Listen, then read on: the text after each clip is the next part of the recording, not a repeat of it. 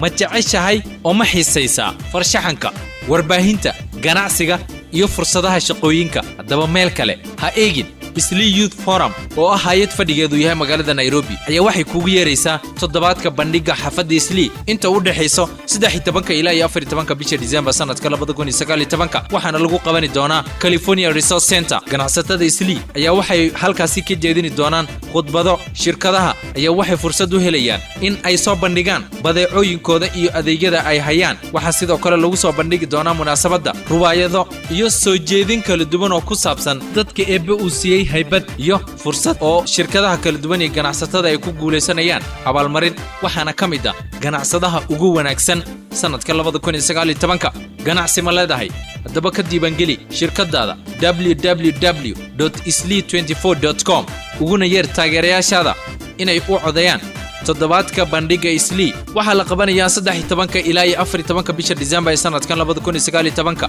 imaaw oo ugu yeer saaxiibadaada waxaana lagu galayaa bilaash si faahfaahin dhammaystiran oo ku aadan toddobaadka bandhiga xafada Islii aad u hesho ama aad u hesho fursad aad ku heli karto tendo si ganacsigaada iyo badeecooyinkaada aad ugu soo bandhigto fadlan la xiriir eber 7 eber 8 hal 2 5 6 8 9 ama eber 7 ama eber 2 eber 7 8 5 5 6 9 4